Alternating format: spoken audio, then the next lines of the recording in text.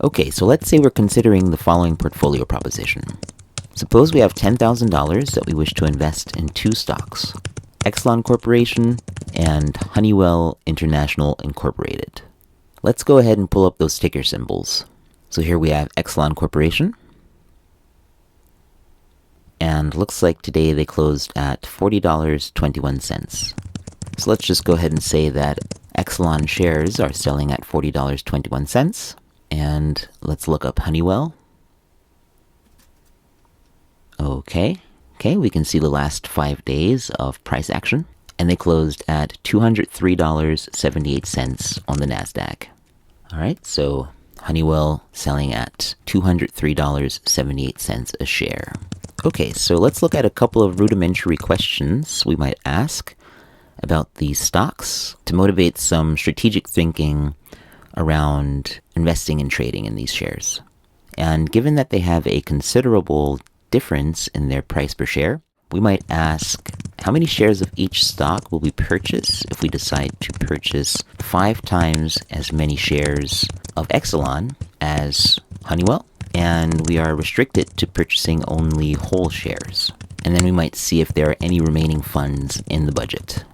All right, so to answer these questions, let's let N denote the total number of Honeywell shares, and then 5N equals the total number of 𝗕cie shares. So the cost of N is determined by the price per share multiplied by the number of shares purchased. For convenience, let's go ahead and construct a reference table. We will set up a 4x3 table. We're going to mark down the ticker symbol for the stock, its share price, the number of shares in consideration, and the total cost of the stock. Right, so once again, we have Honeywell trading at $203.78. We're going to order N such shares at the cost of price by number of shares. A share of 𝗕cie costs $40.21, and we're going to order 5N such shares at a cost of $40.21 times quantity 5N. Okay, let's set up a block equation to work this out. We can express the total cost of the number of Honeywell shares plus the number of 𝗕cie shares as follows. And we know that that amount is going to be less than or equal to $10,000. Okay, let's work out the respective values of each term. We can do that fairly quickly in the bash calculator. Okay, so the cost of our order of 𝗕cie shares simplifies to 201.05 times N.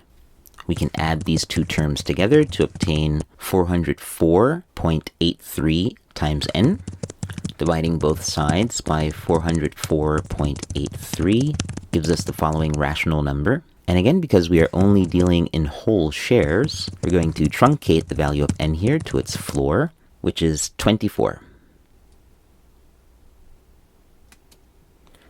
So, since we are limited to placing orders of whole shares, 24 shares of Honeywell will be purchased, and 5 times 24, which equals 120 𝗕cie shares, will be purchased.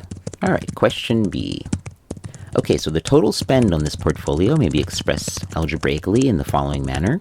So once again, we have quantity number of Honeywell shares multiplied by price per share, plus quantity number of 𝗕cie shares multiplied by price per share, which equals 24 times 203.78 plus quantity 120 times $40.21. And this arithmetic expression simplifies to